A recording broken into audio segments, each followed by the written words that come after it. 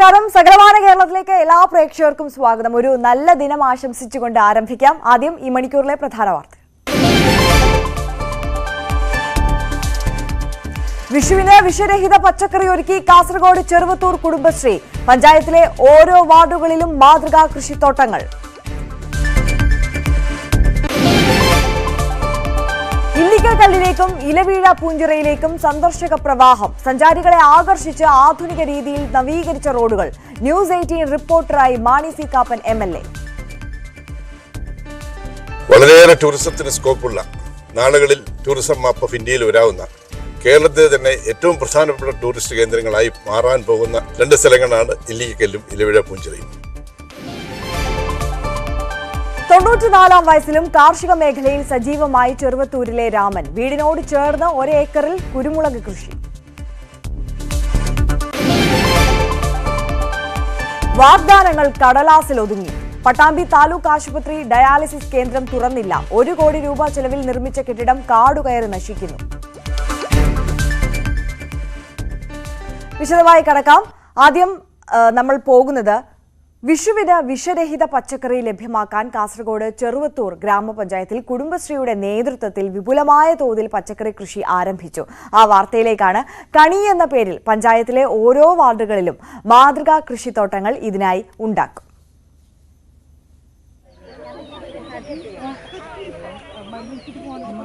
വിഷുവിന് ആവശ്യമായ പച്ചക്കറി വിഭവങ്ങൾ പരമാവധി സ്വന്തം നാട്ടിൽ തന്നെ ഉൽപ്പാദിപ്പിക്കുകയാണ് ലക്ഷ്യം. Kudumbashree for agri nutri intervention എന്ന പേരിലാണ് ജില്ലയിൽ പദ്ധതി നടപ്പിലാക്കുന്നത്. ഇതിനായി കുടുംബശ്രീ ജില്ലാ മിഷൻ 20.54 ലക്ഷം രൂപ അനുവദിച്ചിട്ടുണ്ട്. 65 കുടുംബങ്ങൾ വീതമുള്ള ക്ലസ്റ്ററാക്കി തിരിച്ച് 50 സെന്റ് വരെയുള്ള ഭൂമിയിൽ പച്ചക്കറി കൃഷി ചെയ്യാനാണ് നിർദ്ദേശം. 13-ാം വാർഡിനെ സംബന്ധിച്ചിടത്തോളം തണ്ണിമത്തൻ ഉൾപ്പെടെ അല്ലെങ്കിൽ ചെണ്ടുമല്ലി ഉൾപ്പെടെയുള്ള എല്ലാ സാധനങ്ങളും നമ്മുടെ ഈ പഞ്ചായത്ത് പരിധി ഈ 13-ാം വാർഡിൽ നമ്മൾ ഉണ്ടാക്കിയിട്ടുണ്ട്. അതിൻ്റെ ഒരു നേട്ടമാണ്, അതിൻ്റെ ഒരു ഊർജ്ജമാണ് നമ്മൾക്കിങ്ങനെ പച്ചക്കറി ചെയ്യാനുള്ള ഒരു താല്പര്യമുണ്ടാക്കിയത്.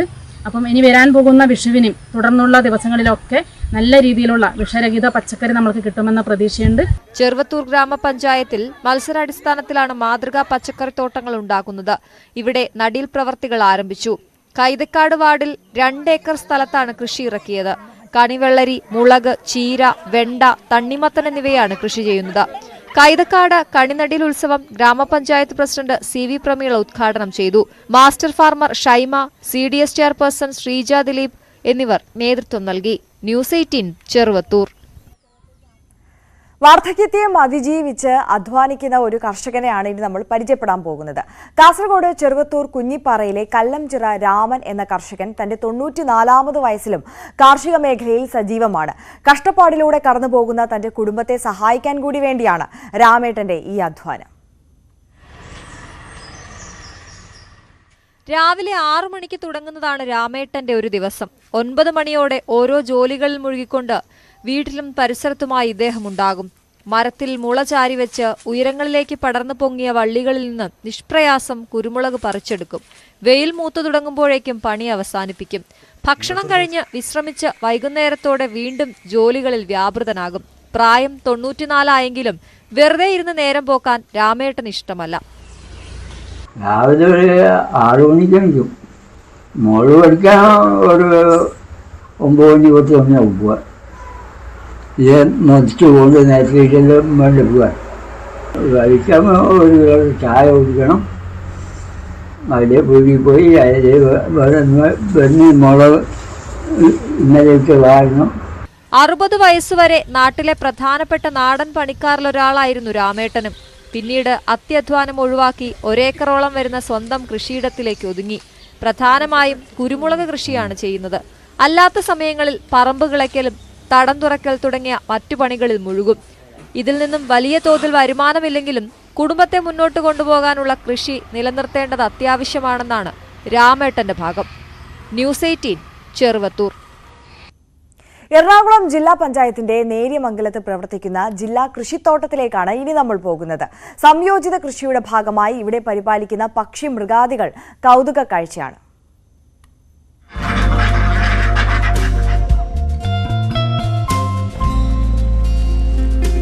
ആട്, നാടൻ പശുക്കൾ, വിവിധയിനം മുയലുകൾ, കോഴി, താറാവ്, പോത്ത്, മത്സ്യം തുടങ്ങിയവയാണ് ജില്ലാ കൃഷിത്തോട്ടത്തിലുള്ളത്. വെച്ചൂർ, കാസർഗോഡ് കുള്ളൻ, കുട്ടമ്പുഴ കുള്ളൻ എന്നീ നാടൻ ഇനങ്ങൾക്ക് ഇവിടെ പ്രത്യേക പരിഗണനയാണ് നൽകുന്നത്.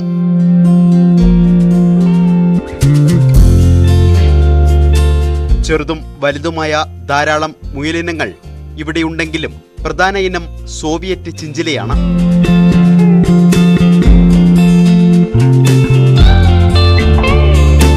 ഗിഫ്റ്റ് തിലാപ്പിയ ഇനത്തിൽപ്പെട്ട മത്സ്യങ്ങൾ അരയേക്കർ വലിപ്പമുള്ള കുളത്തിൽ വിളവെടുപ്പിന് പാകമായി വരുന്നു.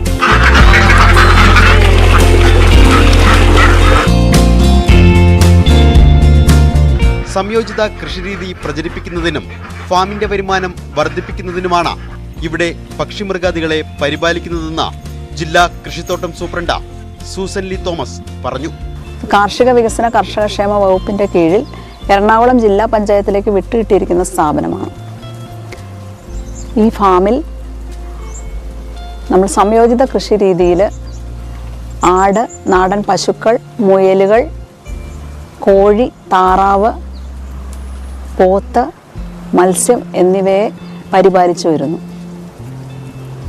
പശുക്കളിലെല്ലാം നാടൻ പശുക്കളാണ്. വെച്ചൂർ, കാസർഗോഡ് കുള്ളൻ, കുട്ടമ്പുഴ കുള്ളൻ എന്നീ ഇനങ്ങളെയാണ് ഇവിടെ പരിപാലിച്ചു വരുന്നത്.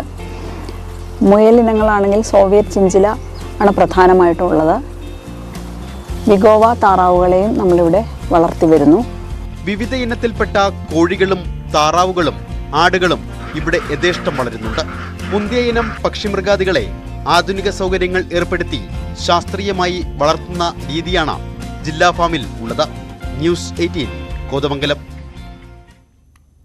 ലോക പയർ ദിനാചരണത്തിന്റെ ഭാഗമായി പട്ടാമ്പി പ്രാദേശിക കാർഷിക ഗവേഷണ കേന്ദ്രത്തിൽ ഒരുക്കിയ എക്സിബിഷൻ കൗതുക കാഴ്ചയായി. പയറുവർഗ വിളകളുടെ പ്രാധാന്യം മനസ്സിലാക്കുന്നതിനും പയറ് കൃഷി പ്രോത്സാഹിപ്പിക്കുന്നതിനും ലക്ഷ്യമിട്ട് വിവിധ പരിപാടികളും ഇവിടെ സംഘടിപ്പിച്ചു.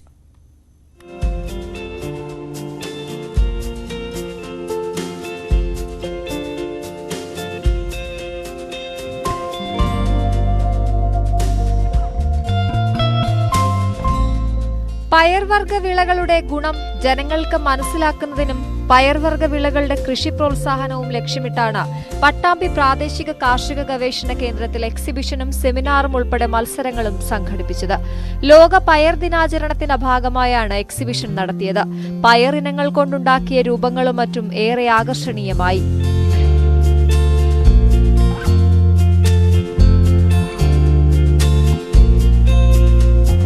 പയറുവർഗ വിളകളുടെ ഗവേഷണത്തിനായി RARSൽ ദേശീയ തലത്തിലുള്ള പദ്ധതികൾ നടപ്പാക്കുന്നുണ്ട്. വിവിധ പയറുവർഗ വിത്തുകൾ, വിളകൾ, രോഗങ്ങൾ, കീടങ്ങൾ, കേരള കാർഷിക സർവകലാശാല ശുപാർശ ചെയ്യുന്ന വിത്തിനങ്ങൾ, പോസ്റ്ററുകൾ, മാതൃകകൾ എന്നിവ പ്രദർശനത്തിൽ ഇടം പിടിച്ചു.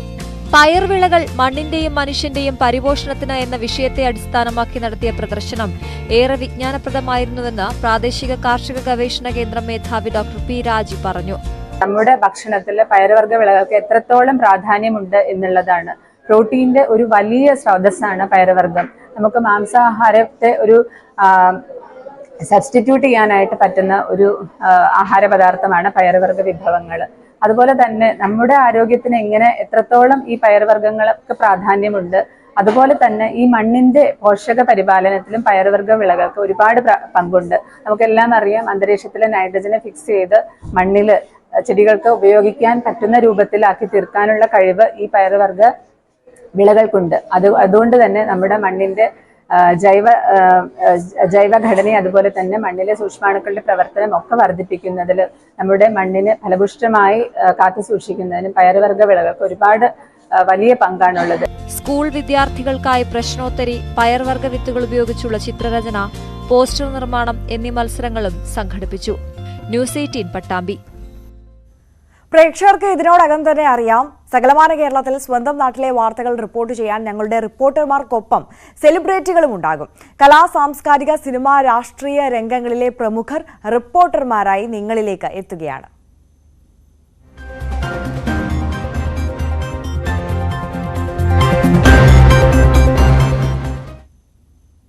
അടിസ്ഥാന സൗകര്യങ്ങളുടെ പരിമിതിയാണ് കേരളത്തിലെ പല ടൂറിസം കേന്ദ്രങ്ങളെയും പിന്നോട്ടടിപ്പിക്കുന്നത്. മതിയായ റോഡ് ഉൾപ്പെടെയുള്ള സൗകര്യങ്ങൾ ഇല്ലാത്തത് വിനോദസഞ്ചാരികളെ മാറ്റി നിർത്തുന്നു. ഇത്തരം പരിമിതികളെ മറികടക്കുന്ന ഒരു കാഴ്ചയാണ് ഇനി. പാലാ MLA മാണി സി കാപ്പൻ തയ്യാറാക്കിയ റിപ്പോർട്ട് കാണാം.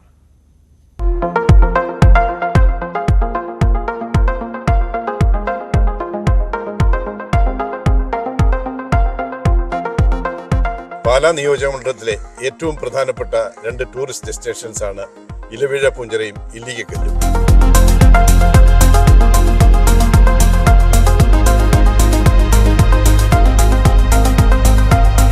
വളരെയേറെ ടൂറിസത്തിന് സ്കോപ്പുള്ള, നാളുകളിൽ ടൂറിസം മാപ്പ് ഓഫ് ഇന്ത്യയിൽ വരാവുന്ന, കേരളത്തിലെ തന്നെ ഏറ്റവും പ്രധാനപ്പെട്ട ടൂറിസ്റ്റ് കേന്ദ്രങ്ങളായി മാറാൻ പോകുന്ന 2 സ്ഥലങ്ങളാണ് ഇല്ലിക്കക്കല്ലും ഇലവിഴ പൂഞ്ചിറയും.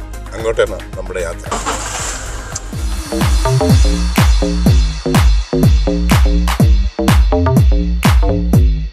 ഇത് ഇലവിഴ പൂഞ്ചിറയിലേക്കുള്ള റോഡിന്റെ തുടക്കമാണ്.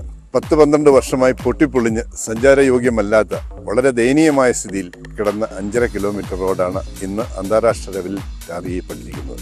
ഞാൻ ഉപതെരഞ്ഞെടുപ്പിന് ഇവിടെ നിന്ന് മത്സരിച്ച് ജയിക്കുമ്പോൾ ആ ഘട്ടത്തിൽ ഇവിടെ നിന്നും 5.5 കിലോമീറ്റർ യാത്ര ചെയ്യുന്നതിന് ജീപ്പുകാർ വാങ്ങിച്ചിരുന്നത് 1500 രൂപയാണ്. പലരും കൂടി ഷെയർ ചെയ്താണ് അവർ യാത്ര ചെയ്തിരുന്നത്.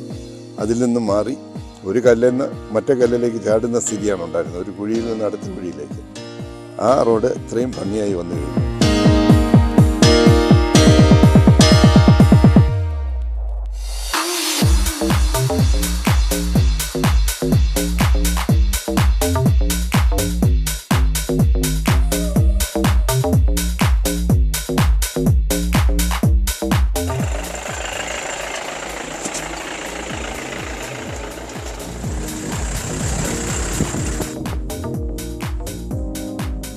റോഡുകളൊക്കെ നന്നായിട്ട് വന്നിട്ടുണ്ട്.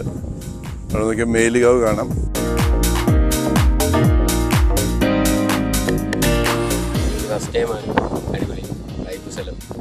റോഡൊക്കെ ഇഷ്ടപ്പെട്ടോ? ഇതിനു മുമ്പ് വന്നിട്ടുണ്ടോ ഇവിടെ? എവിടുന്നാ വരുന്നത് നിങ്ങളുടെ? കായംകുളം. ഇപ്പൊ എത്ര രാവിലെ തന്നെ എത്തി? ഇതെങ്ങനെയാ അതിനിങ്ങനെ ഇല്ലിക്കക്കല്ല് ടൂറിസ്റ്റ് ഡെസ്റ്റിനേഷൻ വന്ന് വളരെ ഇഷ്ടപ്പെട്ടു. ഞങ്ങൾ സിനിമ കണ്ടിട്ടാണ് ഈ സ്പോട്ടിൽ വന്നത്. അടിപൊളി സ്ഥലമാണ്. ഇല്ല ആദ്യമായിട്ടാണ്. വൈപ്പിൻ, എറണാകുളം. പണി തുടങ്ങിയിട്ട് 10-12 വർഷമായിരുന്നു. 2019 നമുക്ക് നമ്മുടെ മാഗ്നറ്റിക് 56 വന്ന പിന്നെയാണ് വഴി നല്ല രീതിയിൽ പണിത് എല്ലാ ടൂറിസ്റ്റുകൾക്കും വരാവുന്ന കണ്ടീഷനായി. ടൂറിസ്റ്റുകൾ വർഷം പോലെ വരുന്നുണ്ട്.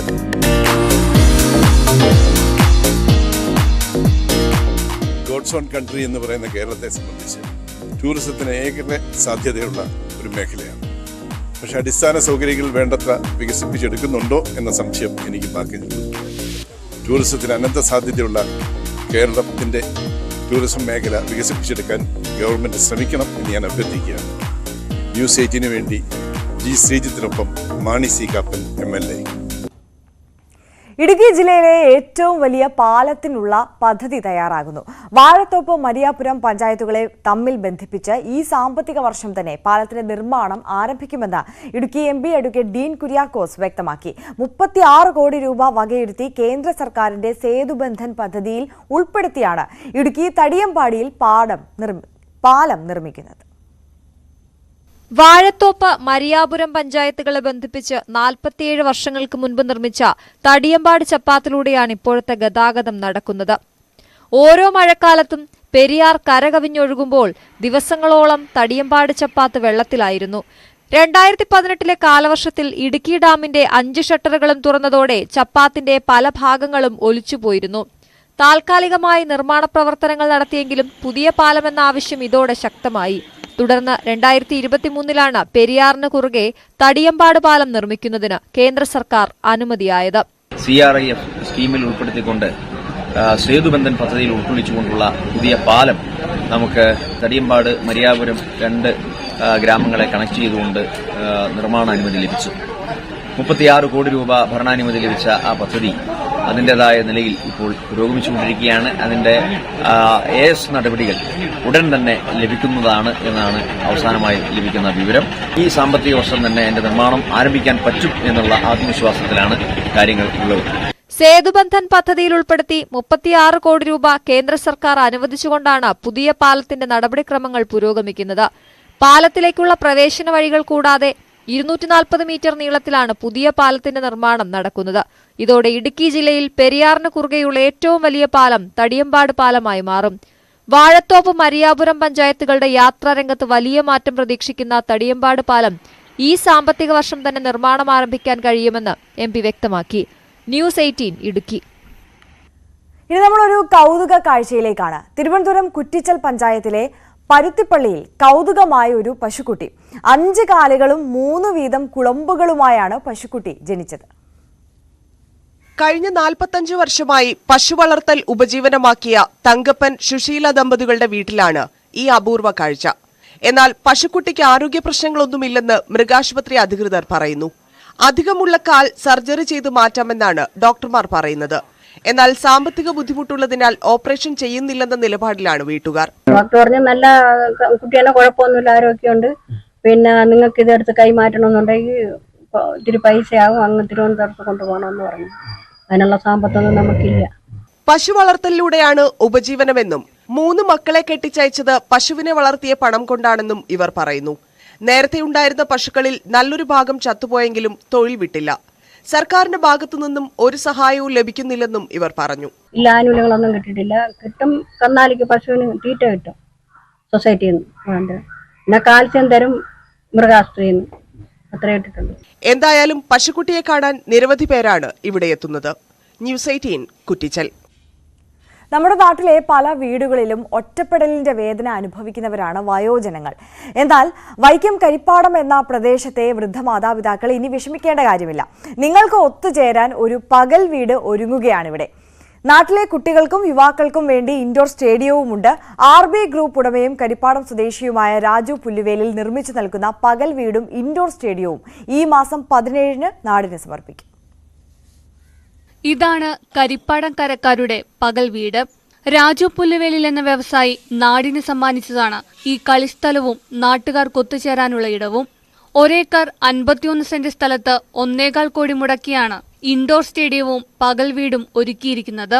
നാടിന്റെ ആരോഗ്യവും ആനന്ദവും മാത്രം ലക്ഷ്യമിട്ട് സ്വന്തം ഗ്രാമത്തിൽ രാജു നിർമ്മിച്ച ഈ സ്റ്റേഡിയത്തിൽ കായിക വിനോദത്തിനും ഉല്ലാസത്തിനുമായി ആർക്കുമെത്താം. വീട്ടിൽ ഒറ്റപ്പെട്ടിരിക്കുന്ന വയോജനങ്ങൾക്ക് രാവിലെ 10 മുതൽ 4 വരെ ഇങ്ങനെ വിനോദങ്ങളുമായി ഒത്തുചേരാം. ഇൻഡോർ സ്റ്റേഡിയത്തിൽ രാവിലെ 5 മുതൽ 8 വരെയും വൈകിട്ട് 5 മുതൽ 11 മണി വരെയും കുട്ടികളും യുവാക്കളുമാണ്. ഡിസംബർ 17-ാം തീയതി ഞങ്ങൾ ഇവിടെ ഒരു ഇന്റർ കോളിയറ്റ് മത്സരം നടത്തി, കോളേജിൻ്റെ മത്സരങ്ങൾ നടത്തി, ഭംഗിയായിട്ട് നടത്തി കൊണ്ടുപോകാൻ പറ്റി.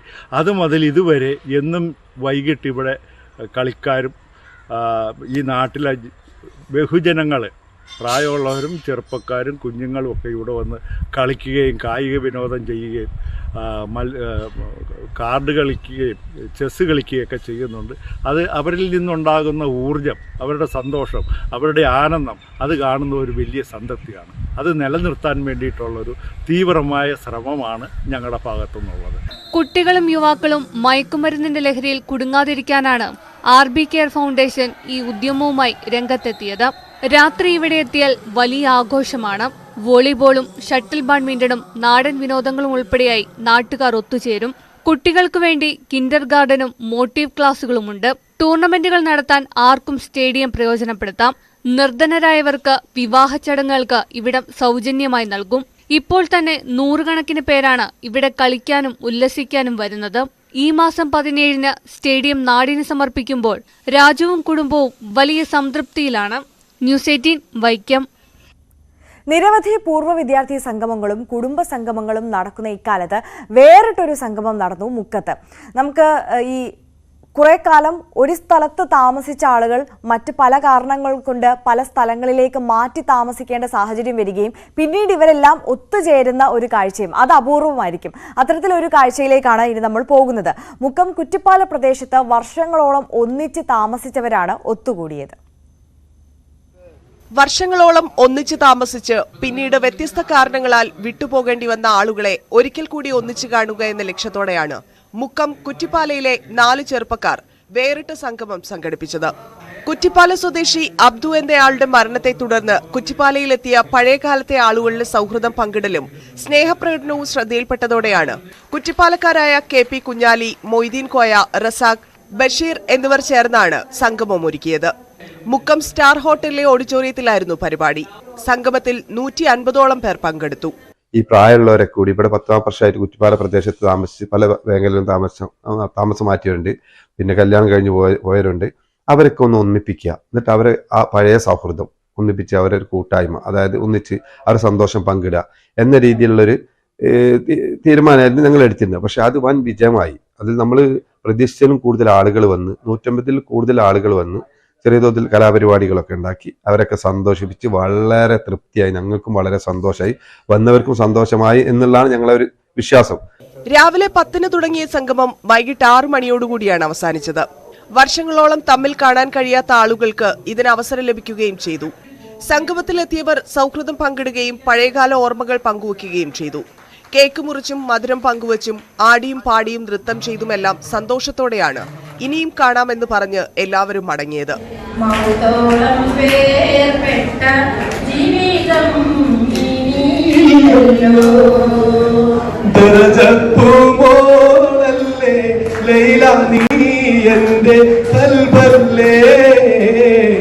ന്യൂസ് 18 മുക്കം.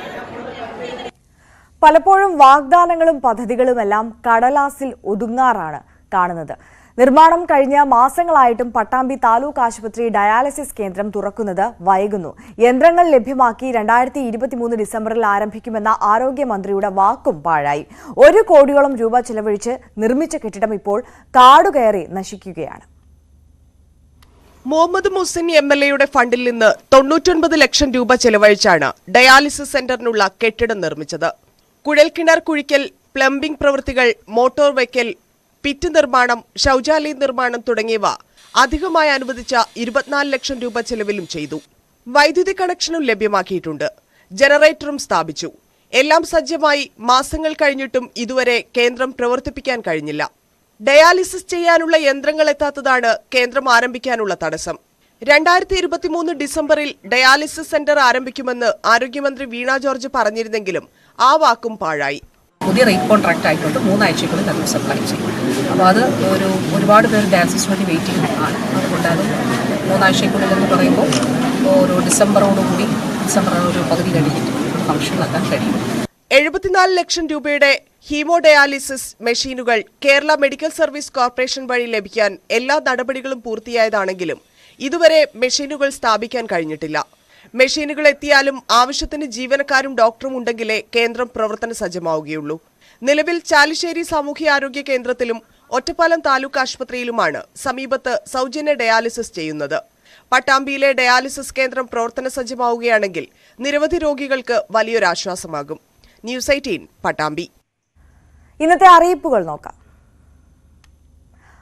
വയനാട് കൽപ്പറ്റ നഗരസഭ കുടിവെള്ള പദ്ധതിയിലെ കരാപ്പുഴ റിസർവോയറിലെ പ്രധാന മോട്ടറിന്റെ അറ്റകുറ്റപ്പണികൾ നടക്കുന്നതിനാൽ നാളെയും മറ്റന്നാളും കൽപ്പറ്റ നഗരസഭാ പരിധിയിൽ കുടിവെള്ള വിതരണം തടസ്സപ്പെടുമെന്ന് water authority assistant executive engineer അറിയിച്ചു. പ്രയാർ RVSM ഹയർ സെക്കൻഡറി സ്കൂളിലെ ഹയർ സെക്കൻഡറി വിഭാഗം സംഘടിപ്പിക്കുന്ന അഖില കേരള ക്വിസ് മത്സരം ഇൻക്വിസിറ്റോ 2024 ഇന്ന് രാവിലെ 9 മണി മുതൽ RVSM HSSൽ നടക്കും. ഒന്നാം സമ്മാനം 10,000 രൂപയാണ്. ഒരു സ്കൂളിൽ നിന്ന് 2 ടീമുകൾക്ക് പങ്കെടുക്കാവുന്നതാണ്. സംസ്ഥാന സ്കൂൾ കലോത്സവത്തിലും അഖില കേരള ടെക്നിക്കൽ ഹൈസ്കൂൾ കലോത്സവത്തിലും കായംകുളം മണ്ഡലത്തിൽ ഉൾപ്പെട്ട സ്കൂളുകളെ പ്രതിനിധീകരിച്ച് മത്സരങ്ങളിൽ പങ്കെടുത്ത് വിജയിച്ച പ്രതിഭകളെ ആദരിക്കുന്ന ചടങ്ങ് ദ്വിതി 2024 ഇന്ന് വൈകിട്ട് 5 മണിക്ക് കായംകുളം കായൽ തീരത്ത് സംഘടിപ്പിക്കുമെന്ന് പ്രതിഭ MLA അറിയിച്ചു. തുടർന്ന് കലോത്സവത്തിൽ വിജയികളായ വിദ്യാർത്ഥികളുടെ കലാപരിപാടികളും വേദിയിൽ അരങ്ങേറും. കേന്ദ്ര സംസ്ഥാന സർക്കാരുകൾ സംയുക്തമായി നടപ്പിലാക്കുന്ന നമസ്തേ പദ്ധതിയുടെ ഭാഗമായി വർക്കല നഗരസഭാ പരിധിയിലെ സെപ്റ്റിക് ടാങ്ക് നീക്കം ചെയ്യുന്നതും സെപ്റ്റിക് ടാങ്ക് മെയിന്റനൻസ് ജോലികളിൽ ഏർപ്പെടുന്നതുമായ ശുചീകരണ തൊഴിലാളികൾക്ക് വർക്കല നഗരസഭാ തലത്തിൽ സൗജന്യ മെഡിക്കൽ ക്യാമ്പ് സംഘടിപ്പിക്കുന്നു. വർക്കല രഘുനാഥപുരം വെൽനസ് സെന്ററിൽ വെച്ച് ഫെബ്രുവരി 15-ാം തീയതി രാവിലെ 9:30 മുതൽ 1 മണി വരെയാണ് ക്യാമ്പ്. പത്തനംതിട്ട ഇലന്തൂർ ബ്ലോക്ക് പഞ്ചായത്തിൽ ഭിന്നശേഷിക്കാരായ വ്യക്തികൾക്ക് സൈഡ് വീൽ ഘടിപ്പിച്ച സ്കൂട്ടർ വിതരണം ചെയ്യുന്നതിന് താൽപര്യമുള്ള വാഹന ഡീലർമാരിൽ നിന്ന് ടെൻഡർ ക്ഷണിച്ചു. ടെൻഡർ സ്വീകരിക്കുന്ന അവസാന തീയതി ഫെബ്രുവരി 19.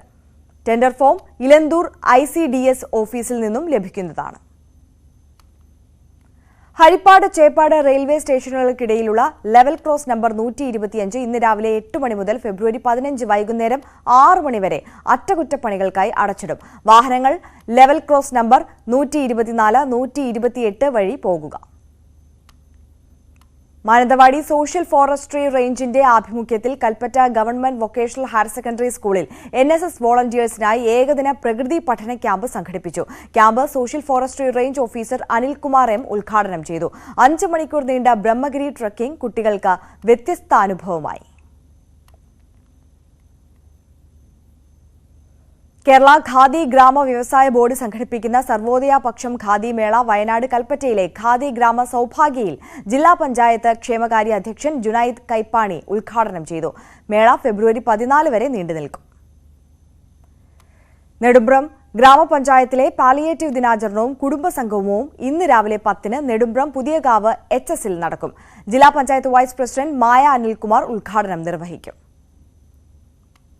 വയനാട് ഗവൺമെന്റ് മെഡിക്കൽ കോളേജിലെ സിക്കിൾ സെൽ അനീമിയ രോഗികൾക്കായി പ്രത്യേകം സജ്ജീകരിച്ച വാർഡിൽ മുഖ്യമന്ത്രിയുടെ additional private secretary Ratheesh Kaliyadan സന്ദർശനം നടത്തി. ജില്ലയിലെ അരിവാൾ രോഗബാധിതരായ കുട്ടികളുടെ വിദ്യാഭ്യാസ, ആരോഗ്യ, സാമൂഹ്യ പുരോഗതി, മാർഗനിർദ്ദേശങ്ങൾ എന്നിവ സംബന്ധിച്ച് ചർച്ച ചെയ്യുന്നതിനായി മാനന്തവാടിയിൽ നടത്തിയ ദ്വിദിന ശില്പശാലയുടെ ഭാഗമായാണ് സന്ദർശനം. സകലമാന കേരളം പൂർണ്ണമാകുന്നു. നമസ്കാരം.